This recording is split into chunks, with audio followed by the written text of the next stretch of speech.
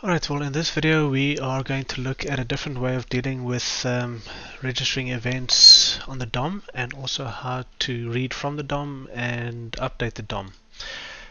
So in this example I have a button called button1.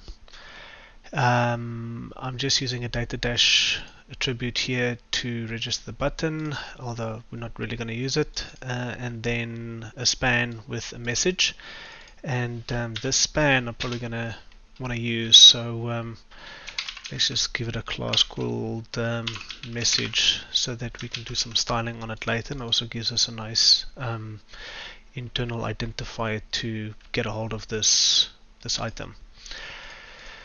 So here we're setting the inner HTML. We're doing a request animation frame because we want to wait until the next frame before we query the item, so just make sure that all the items has been appropriately registered in the DOM. So what I want to do now is I want to say this dot query selector.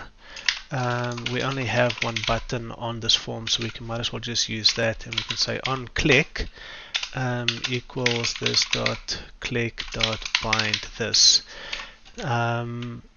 Now this is a little bit different to the add event listener, the big difference being that the add event listener allows you to have multiple items register on that event and listen to it, where the click is pretty much only a single event. So if you know that you only always going to have one item that is going to listen to that, I guess it's okay to use the on click event, but when in doubt just use the add event listener.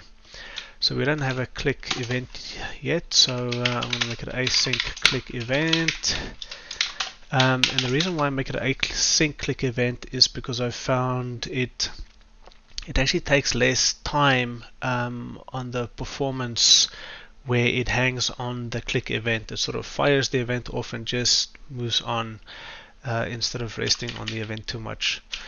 So I want this within the click event to mean this component, so I'm doing a bind this, and so in here now I can say, well, this dot query selector, I'm going to go and query for that message. So because it's a class, it's the dot, and I'm going to set the text content to hello world.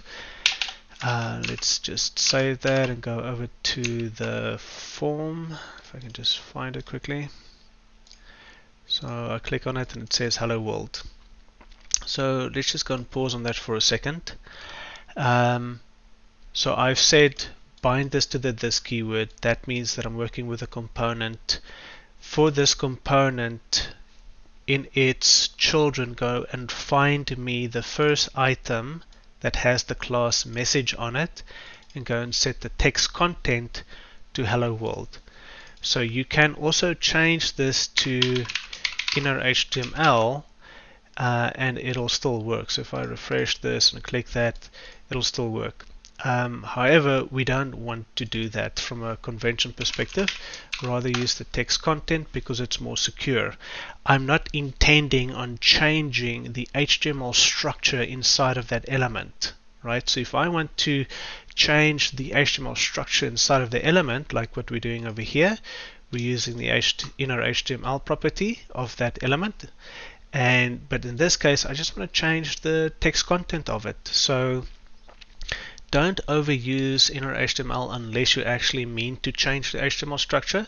If you just want to change the value that's within the element, then rather use the text content.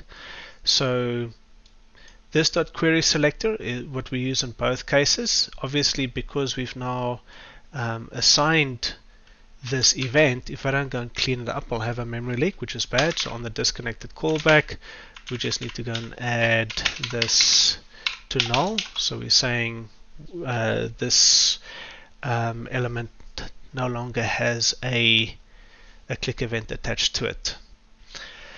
Alright, so different way of dealing with events. When in doubt, use document.add event listener, or and rather use the text content if you mean to change the value, and inner HTML if you mean to actually change the HTML structure.